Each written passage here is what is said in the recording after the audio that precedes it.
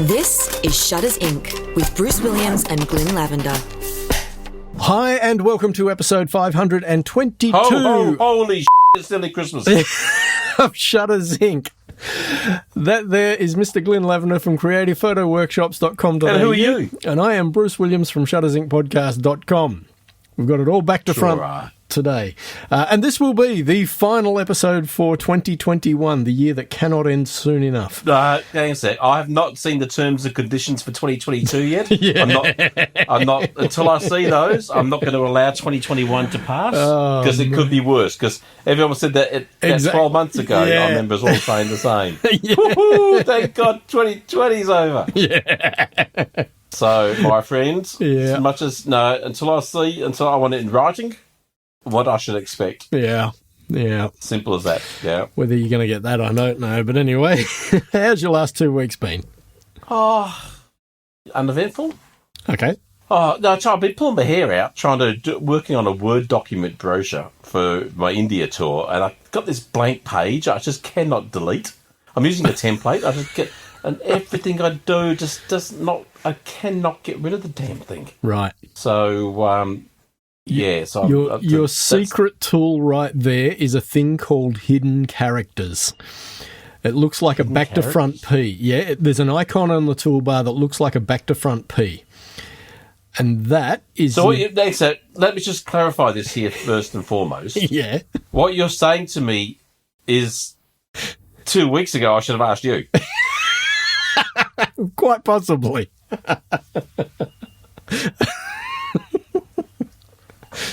Anyway. Yeah, I'm older, greyer, wrinklier, and a little bit balder.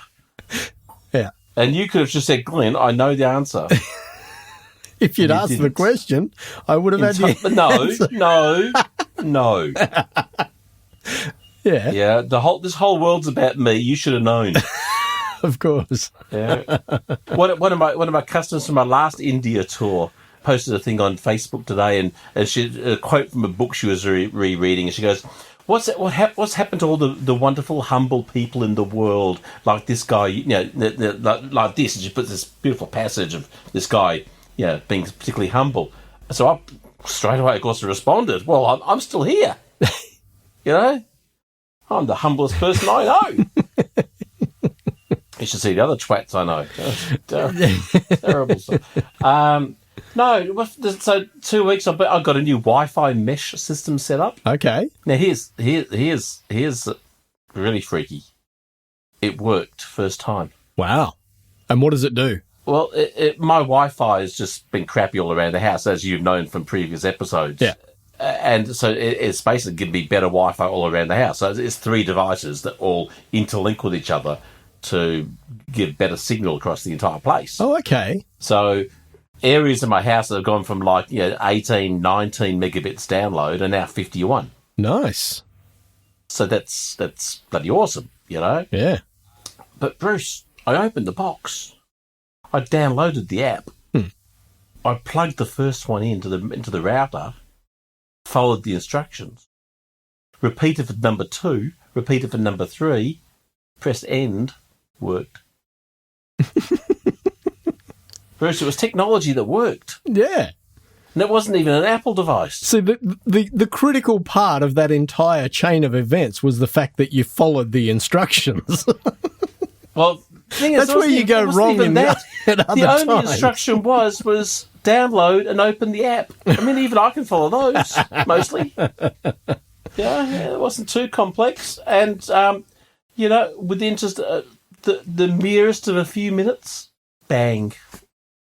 Yeah. Nice. I've had a bit of disappointment the last 2 weeks, though. Oh, okay. I want an 86-inch TV, and my wife won't let me have one. Why do you want one that big? I'm male. Okay, fair enough. And why won't she let you have one? Because we don't need it. Right. Yeah, I know. What kind of argument's that? Are the other objections cost and space? Nope. Well, cost always, but space, no. Yeah, but the problem is, my lounge room's moderately reasonable sized. Right. And my pathetic, puny, tiny, itsy bitsy wee 65-inch Yeah. looks okay sized. Right. You know, it only looks okay sized, Bruce. It's only okay. And look, it's got to be 9 years old. Right. Maybe even 10. I don't know. It's aged. You had a 65-inch TV 9 years ago. Yeah. I don't want to know how much you paid for that back then. No, it was sub 3,000. Really? Yeah. Okay. Right. 1080p. I mean, that shows how old it is. 1080p was good. You know? Now, 8K is like a minimum, even though there's no content. No, you know? that's right. If you're not buying a 16K TV, you know, you're fooling yourself. You're dragging the chain. Well, the problem is there's no 16K TV, so I thought I'd order 2 8s. Yeah. But no. Yeah, but once again, it's this lust and desire. I want the more cinematic experience. Right. But apparently it's a no, because we don't need it. Right. Everything else, because the 2 big 65-inch TVs we've already got are fine and they work still. 2 of them, not 1, 2. We've got 2 rooms of TVs in it. Right, okay. Yeah, and it's... I could put the other 65 in the bedroom, so you put the 86. So that's been a bit of a disappointing build up to Christmas. Yeah. Gotta say, yeah. And there's some good sales on. What you want to do is sell her on the idea that we're going to hang one of those 65-inch TVs above the bed, parallel with the ceiling. So you can just lie in bed and look up at the ceiling. Might need a bigger TV for that. Yeah. Mind you don't want one of those falling, 57 kilos. No, that's right. Falling down in the middle of the night. And there were some huge sales on during the week as well. Yeah, there was one that was $800, lot cheaper than anywhere else in Australia. Right. So I watched a video on how to make your existing TV look better. Right. And I changed some settings, and it does look it doesn't look any bigger. That's the strange thing there, Bruce. Doesn't matter how much I changed the settings, did not look any bigger. Right. Try to put the chair closer to it. Yeah, it just didn't feel right. Okay. So I think we should start a poll. Yeah. Should Glenn get a new TV? And I'll use that as my next level of argument to my missus. So the hard thing is, Bruce, for the last 18 months, she's the only one earning money. Yeah. So it's not like I'm buying it with my money, I'm buying it with hers. I think that could be... And by hers, that means the family's. Yep. Anyway, so that's been... And we're getting our backyard... Well, we're trying to get our backyard done, so that's costing a fair bit of money. Right. What are you doing? Ripping the whole thing out and restarting. Right. Yeah, big deck. Yeah, because that's what you do when your income has halved. Exactly. Yeah, it's rip the whole thing out, rebuild the whole thing from scratch. Yeah, just after buying a new car. How is the new car? Oh, the car's excellent. It really is. Excellent. It's perfectly fine. It's everything I wanted. It drives forward and sometimes reverse. Excellent. Most importantly, the sound system's excellent. Oh, that's the main thing. Yeah, that is the main thing. That is the, I sit there, I'm constantly surprised by stuff I hear in songs that I've never heard on any other stereo I've ever had. Right. Mostly the kids screaming from the back seats, turn it down, your music's crap. No, it's amazing. The fidelity is like a 9-speaker in such a small environment. Yeah. With a big subwoofer and stuff. Its fidelity is quite high. Nice. That's why they call it high fidelity, Bruce. Yes. Or shortened to hi-fi. That's right. Excellent. So how's your 2 weeks been? You've been. Have you done a dark table? I have not. You're going to do a Christmas episode. I do, because there's a new version of Darktable coming out in 2 weeks. Don't do it on and that. I really need to get my finger out and get up to speed with what's changing. Don't do it on that. Do it on... Well, remember, if you do it on the new one, do it over 3 parts so you get money from 3 episodes. Yeah. But do a Christmas... Edit, just go and get a photo, like a normal of your boring panos, right? And Christmasify it. Get falling snow, build some snow on the ground. Now, add a Christmasify your photos. Right. I'm telling you, there's a big market for it. Right. You'll find that you'll get a lot of views. Right. Excellent. You should do that. You should get a whole... You should theme, I don't know what Darktable does, but you can you do stuff? Can you layers? It's like no, it's like Lightroom. No, so you can't put snow on. No, you can probably fake Darkroom, Lightroom, one snowflake at a time. Photoshop. So why don't they come out with a Photoshop, like a dark shop or something? Because that's not what they're trying to do. What kind of name could they have for Photoshop, but not saying the word photo? Because, image. What's the opposite of a shop? Because light, dark. Market. There we go. Image market. There you go.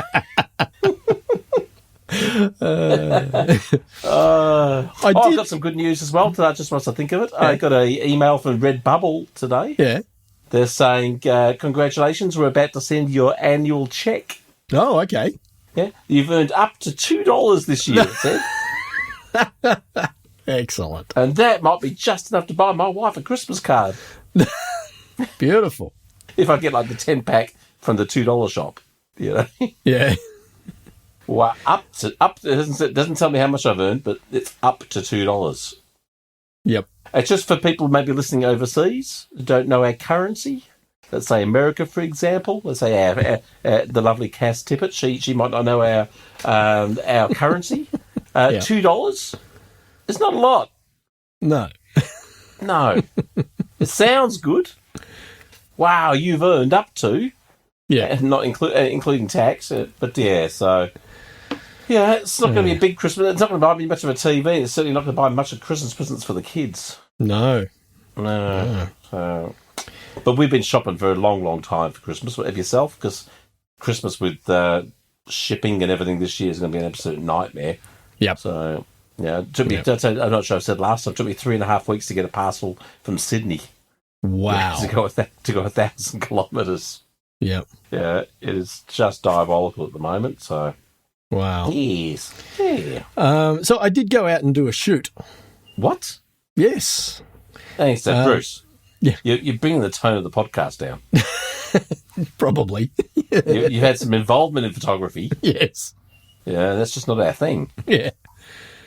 There you go. Go on. What did you shoot? A girl that I work with at Coles.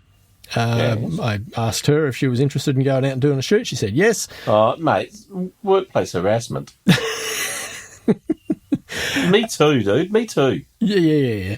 And it just so happened we had a bunch of rain. And so I said to her, look, you up for a bushwalk? I said, there's a good waterfall. No, there's this great waterfall up at Carryong, and it's not Summersby Falls because everyone shoots Summersby Falls. And I said, this waterfall's like 2.5 kilometre walk to get to it and then 2.5 k's walk back.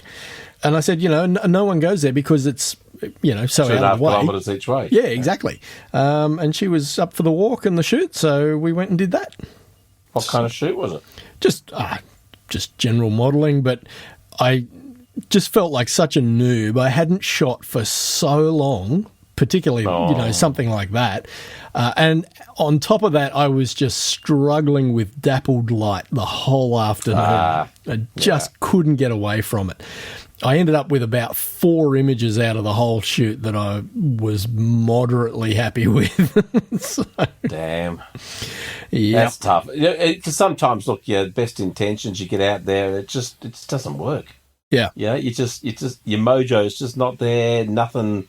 You're getting shots and they're kind of okay, but there's nothing there that you go, I like that, Yeah. Happens to us all. Yep. Yeah. And it was probably the last, dozen frames that I shot that were probably the best of the lot. And that was because I actually, finally managed to get her into some shade where there wasn't dappled light on her. But yeah, it was just a struggle the whole afternoon, so... Right. But anyway, but like I said, it's the first shoot I've done in well over 12 months, so I was kind of expecting that I'd be a little bit rusty. Yeah. But I think, it was just the light working against me more than anything else. But, but anyway, it was good to get out and shoot. I'm going to see if she'd be up for having another crack at it sometime. Like, not the same location, just go and shoot somewhere else where the light is more controllable or predictable, Or time of day. Yeah, that too. Yep. Yeah. So, anyway. Well, good on you for getting out there, though, dude. Yeah, well, I just really felt like, I hadn't picked up the camera in earnest since Kath and I went on our road trip in August of last year. Oh, good on you. There's more than I've been mulling over taking the camera out. Right, but not actually getting to the point of doing it? No. Right. No, but I have mulled. Yeah, not just mulled wine, which of course is a popular thing this time of year. It is. I had some the other day. Yeah. Did you? Yeah, we had a little street Christmas party on Sunday, and well, you do that every year, don't you? Yeah, we do. And someone brought some, and it was fantastic. It's really nice. Yeah. Yeah. Other than that, it's just been business as usual. Driving the truck, delivering the groceries, doing the thing. Nice. Yeah. Yeah. Not really much else to report. So. Well, it's been nice talking to you. See you later. Yeah. Have a good Christmas. Yeah. So should we talk some photo stuff? No, should we? I've got a couple of things here from Paul. I've got to say, before we go into his, I was having a quick glance, a wee look at my mate Roger Sakala's post from Lens Rentals, revealing the most rented new products of 2021. Right. And interestingly enough, almost all the 1, 2, 3, 4, 5 of the top 6 are all cinema cameras. Right, so things like Blackmagic and that sort of thing. Blackmagic's, Canon EOS C70 cinema cameras, Sony FX3 cinema camera, Sony FX6 cinema camera, Blackmagic, Red Digital. The only one that fitted in, the only camera, still camera that we would do was the Sony A1. Wow. Fit in there, and which is like, wow, and the Nikon Z7. Right. Yeah, but it's interesting. There's very few normal cameras in the top 18. You've got a list of 18. So it's the Sony A1, Canon Z7 II. Funny, it's the Leica Q2 monochrome. Did you say Canon Z7? Don't you mean Nikon? Nikon Z7. Yes, Z7. The Leica Q2. Right. And that's it. Out of the top 18 photographic products rented, new products rented, only 3 were still cameras. Wow. Which is, I thought that was kind of symbolic in some ways. Yeah. Is it that gear's cheap, cameras are reasonably priced, most of them, so people buy them? But stuff like the Canon, top-end Canons aren't there. The top, other than the Sony's, only got the one in there. So, or the opposite attack from, that still cameras are cheap enough so everyone buys them, is that maybe all the cinema cameras are so damned expensive that people would rather just rent them when they need them than actually invest the capital. Yeah. They're saying that the Canon C70 took first place by a pretty wide margin. So that's obviously their cinema stuff's obviously doing really well. Yeah, right. Wow. Yeah, and that would obviously mean all the other stuff like the lenses and et cetera, would conversely be doing really well as well. So yeah, right. Yeah. So I just thought it was interesting. Yeah. That there wasn't a lot of still stuff in there. Since 2005, Shutters Inc. has been a labour of love. But beyond the time required to produce it, there is also a financial commitment. If you find value in the podcast and would like to help keep the servers running, hit up the Patreon link, which is in the show notes. Even a couple of dollars a month will help. Much appreciated. Now, back to the podcast. My mate Phil Bateman, I love Phil Bateman from Bravo Charlie, funnily enough, video company. Right. I met a post of his on Facebook today, and whilst I haven't got all the context, some of what it was about, I thought was pretty interesting. And then what's he talk about technology and the levels that things are going to. It was about the Webb telescope, which I admittedly don't know a lot about. But what he's posted, this is some quotes from a YouTube video, so I haven't watched the video, but I've read the quotes. The Webb needed to be far away from Earth and needed to be very cold if it's going to work in the infrared. So if you cool the whole telescope down near the temperature of space, then you can see out with incredible clarity over the first billion years of the universe. Wow. Which is pretty amazing, and with incredible clarity. Okay? So to get that really cold thing, this is what they did. So we're going to a point called the Earth-Sun L2 point. It's 1 million miles away from the Earth, on the opposite side of the Earth from the Sun.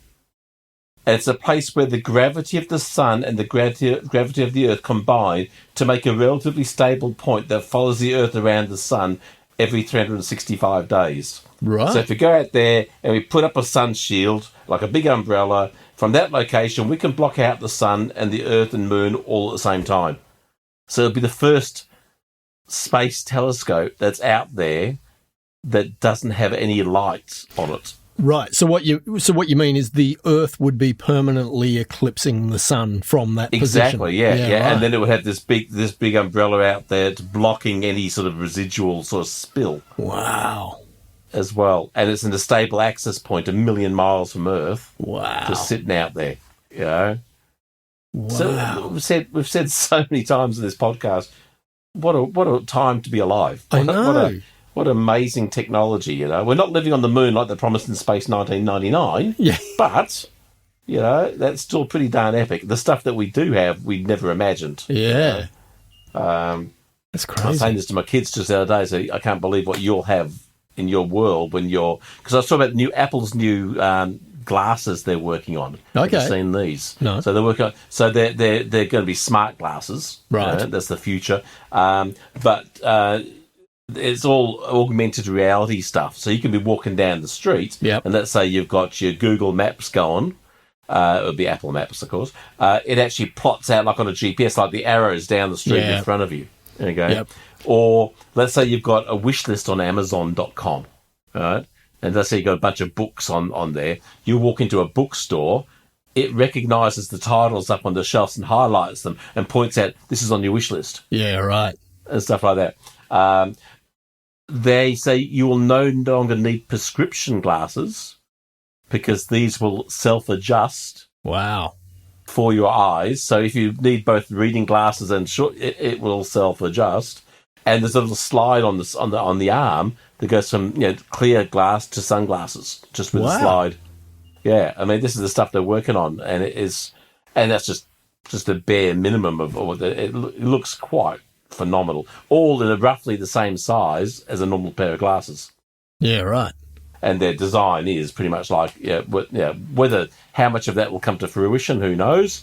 But that's their plan for future tech. The only part of that I don't understand is if it's augmented reality, it means that you're seeing through the lenses at the world around you. So for the glass to be self-adapting, I don't quite understand how they're going to pull that off, but Me either. I trust that they have got smarter heads than you and I working on it, and therefore they probably will do it. Well, I'm not sure about that last bit, but between me and thee, mate, we've got several brain cells, just a few, and some of them we even use. That's right. So I reckon, who knows? But that's their goal, So it's obviously if the glasses can darken by the slide, there's something in the glasses that is controllable electronically to adjust for vision. But imagine, we're talking about technologies that disrupt, like the iPod disrupted the music industry, and the iPhone. Well, imagine how glasses like that will disrupt the billion-dollar empire, but mega billion-dollar empire, people like Specsavers and such. Yeah. Yeah, it's and you can only imagine that would also then maybe you go into hearing and all. There's all these technologies that can be completely disrupted. Because glasses haven't really changed that much in the last 50 years, realistically, have they? Not a lot, no. No, I mean it's all basically the same concept. Yep. So very cool, very interesting. All right. Well, Paul sent us a few things. One was a petapixel link to the story about NASA has managed to revive Hubble. I saw that. Which is pretty cool. It went into a bit of a state where it wasn't able to do something or other, and on Bruce, my birthday... It's in space, mate. It's not in any state. Yeah. On my birthday, October the 25th, they took it offline because they weren't getting reliable information back from it. And then sometime in November, they managed to re-establish communications with it and managed to get it back online. So that's pretty cool. No, it was filming nothing but aliens, and they didn't want anyone to know. See, the Chinese have found a big square on the moon. No. So the Chinese lunar rover that's on the dark side of the moon, it's been going for a couple of years. It's taken a photo of this on the horizon. There's this big square. Okay. That stands out above the rest of the sky. Now, it's probably just a very badly pixelated rock. Right. It's going to take it I think it's 240 metres away, and it takes about 3 months to get there. Right. So we'll wait on tenterhooks for that. Yeah, right. That's good. I mean, Hubble's coming towards the end of its life anyway, I guess. They're putting that other new telescope up there. Yep. Oh, no, so the there we go, same article. The James Webb Space Telescope is the successor to Hubble. Right. The one we were just talking about. Look, how's that segue into... Well, not segue, it's a different company. How's that connect? Funny stuff. Yeah. So the launch of that telescope was recently delayed and take place no earlier than December 2022. Sorry, December 22. Now, I don't know if that's December 2022 or December 22nd, because it doesn't say either. It just says 22. Yeah, right. So, so it's interesting. I hope it's not December 2022, because that would be disappointing. 12 months away. Yeah. Well, there you go. Look at that. If it's December 22, it may have already happened, depending on when you listen to this podcast. That's right. The next one, again on Petapixel, a story about Sharbat Gula, otherwise known as Steve McCurry's Afghan Girl, has been given refuge in Italy after the Taliban takeover of Afghanistan. And I haven't read the story, but I kind of wonder, how does she feel about her celebrity status because of that one image? You know, she must... I can only imagine that she would spend some of her time thinking, why am I singled out, you know, all because of the luck of, you know, this photographer took my photo when I was 12 years old, when so many of my countrymen who are in the same plight are basically forgotten by the rest of the world. Yeah. You know, that must be, I don't know, I think that would weigh on you. I feel like it would weigh on me if I was in that circumstance, you know. I mean, I'm happy that she has been granted asylum in Italy, but like, wouldn't you kind of go, why me? You know, why did I get to be special? Do you think? Well, yeah, I guess it depends on how many times it impacted you during your life. Yeah, well, I mean, I'm sure. If after the photo was taken and nothing happened for 30 years, it wouldn't have affected her at all. Right. Yeah, did she know? What did she know she was on there? Did she know it was her? Did that have an impact as a 15-year-old kid? You know, that's the story we don't know. Yeah. Did that have impact, or did it only really? Because remember, it took McCurry had to go searching to try and find her. It was about 20 years before they identified her. Yeah, so there's 20 years where more than likely had no impact. Yeah. And they're, of course, the most formative years. Yeah. But then, you know, that brings you through to roughly 2004, because the image was taken in 84. You know, so we're still looking at, you know, over 15 years since then. I'm sure it has had an impact on her life since then, because I know Steve McCurry has, you know, spent money to try and help her, you know, in her life. Well, let's get her on the podcast and ask.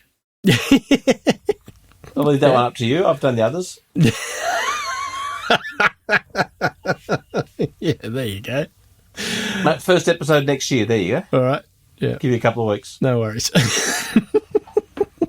Next up, 1957 Leica MP camera sells for a staggering $1.34 million at auction. And Paul said, sign me up for 2 so I can use them as bookends. There you go. I don't understand why people would pay that kind of money just for an old camera. To say they could? Yeah, I guess that's about it, isn't it? It's just saying that you can. The thing is, have you seen that rice analogy about Jeff Bezos' wealth? No. Where there's a great big pile of rice about like 15 foot high. Okay. And they grab like 5 grains of rice and put it aside and say that's a Lamborghini. Yeah, right. and then they pull out like a handful of rice, they go, it's a $20 million mansion. Yeah.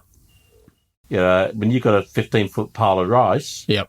1 grain of rice out of that to buy your $1.54 million Leica,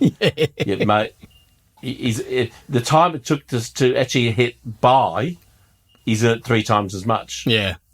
Yeah. You know, that's we don't understand wealth.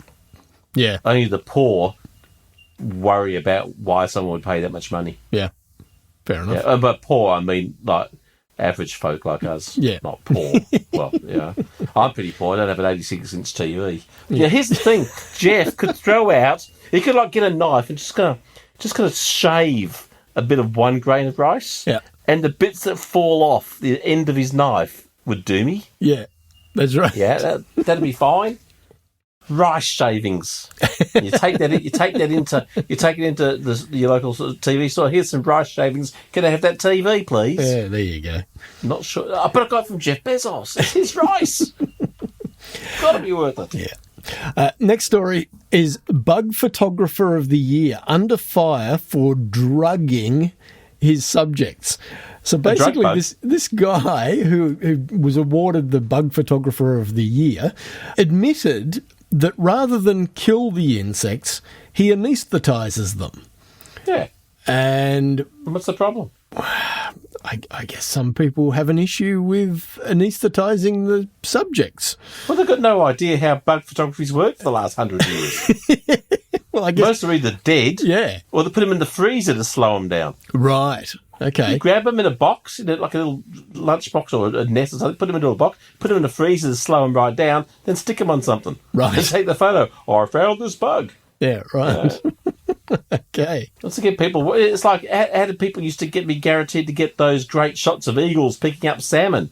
Yeah. Well, they catch a salmon, shove foam inside it so it couldn't sink, throw it back out in the water, and just focus on the salmon. And eventually, there's all sorts of stuff going on for years. That's really bad. I just find it strange that people would find that would be in uproar about that. That's all. Right. Okay.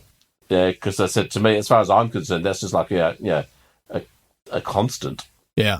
Ever since I've learned about doing that sort of stuff, Yeah, not saying everyone does, and certainly not anymore. And the challenge is to do great stuff, but it's not unheard of. It's not, oh my God, that's never happened before. How could this person do that? Yeah. Right. Yeah. So the uproar surprises me. And then Philip Johnson sent us a story via Facebook Messenger. Big Phil? Yes. About researchers shrink a high-res colour camera down to the size of a grain of salt. There we go. We've tied into the Bezos story. Do you know why they did that? Why did they do that? So they could get good photos of a grain of rice from Jeff Bezos as well. They needed it smaller to make the rice look big. Yeah, that's it. It's the only reason he paid for it. Yeah. What's interesting about this particular article on dpreview.com is looking at some of the images of other previous generations of this technology, and even as recently as 2018, and the jump in image quality over those 3 years from 2018 to 2021 is just staggering. Artificial eyes. Artificial eyes? Yep. What do you mean? Well, they'll figure a way of putting it into artificial eyes and put it into humans who can't see. Oh yeah, more than likely. Yeah. Think about what the benefits of this sort of technology is.